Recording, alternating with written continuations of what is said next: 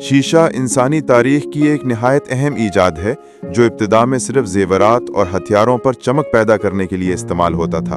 मगर चेहरा देखने वाले शीशे यानी आईने की ईजाद बहुत कदीम दौर में हुई। तारीखदानों के मुताबिक सबसे पहले तकरीबन 6000 साल कबल छपार्स एनातोलिया, जो मौजूदा तुर्की है, में कुदरती आतशफिशानी पत्थर ऑब्सिडियन को तराशकर आईने बनाए गए। ये पत्थर इतना चमकदार और हमवार किया जाता था कि इंसान अपना अक्स इसमें देख सकता था।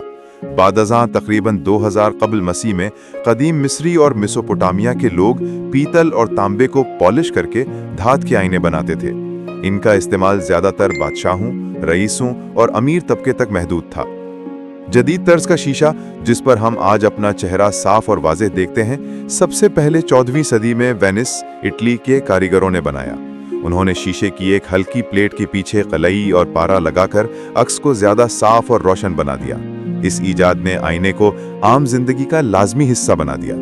यूं कहा जा सकता है कि चेहरा देखने वाला शीशा कई सदियों की मेहनत और तरक्की का नतीजा है, जो आज घरों, दुकानों और गाड़ियों तक हर जगह हमारी जरूरत बन चुका है।